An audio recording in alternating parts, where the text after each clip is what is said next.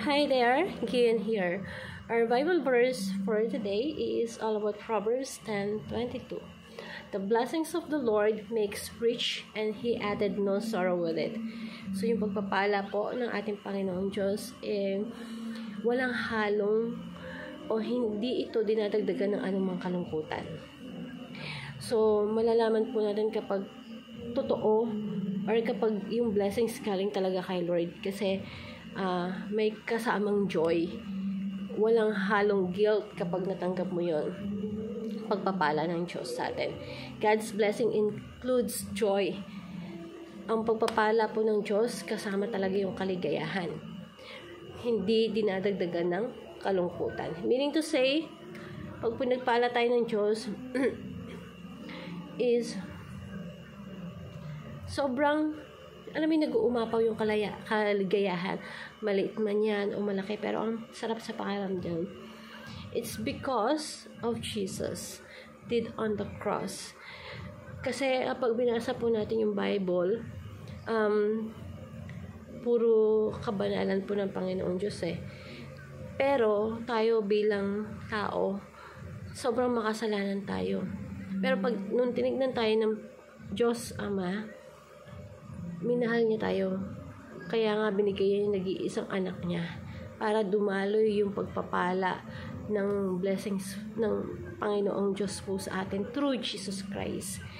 God's blessing is a guilt-free pagpapala ng Diyos na walang halong konsensya kasi alam natin galing yun kay God. Sabi nga sa Proverbs 10:2, ill-gotten treasure have no lasting value, but righteous deliver from death.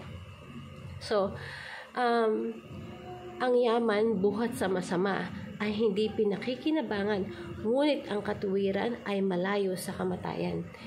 Yung example po ng pagpapala na may halong kalungkutan is, example na lang yung yaman ng mga politician na nangungurakot. Hindi lahat ng politician kurakot, pero meron ilan lang, di ba po? Ang masakit nun, bibigay mo sa anak mo pang tuition, ganon, pang pagkain sa pamilya mo. Imagine mo yung nakakalungkot kasi kung titignan mo yung mga kalsada dito sa atin, barug-barug, sira-sira. Kasi bakit? Tinitipid yung kapal ng semento, binabawasan yung pantibay ng semento. Alam mo yun, ito yung mga ill-gotten treasure na kung saan hindi napapakinabangan ng maayos. At hindi ito blessings ni God. God blessings overflow through Christ.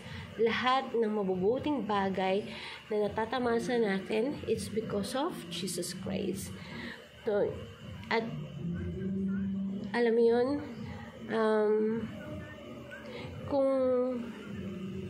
kung ikaw sa panahon ngayon, pakaramdam mo, hindi ka nakaka-receive ng blessings. Hindi po yun totoo. At pwede nating ma-receive yung blessings po through prayer. God's blessing come through prayer. At ang pagpapala po ng Diyos, pwede po natin makamtan at pwede din po nating sabihin through prayer. Pwede natin ipaalam sa ating Panginoon Diyos yung mga needs and wants po natin sa life. So, pwede talaga natin siyang hingiin sa ating Panginoon Diyos. Kasi hindi po madamot Napaka-generous po ng Panginoon natin. So, let us count the blessings that God gave to us.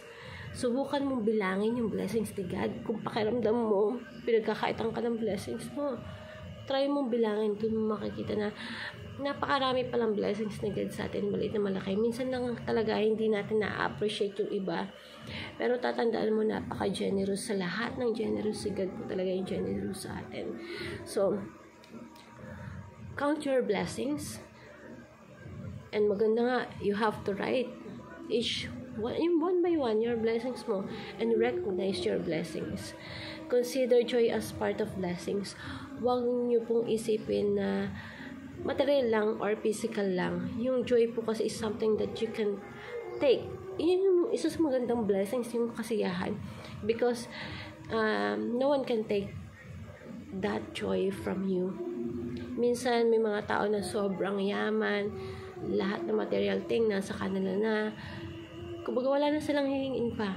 Pero kung makakausap mo sa kanila, marami sa kanila is depressed, malungkot, wala yung true joy.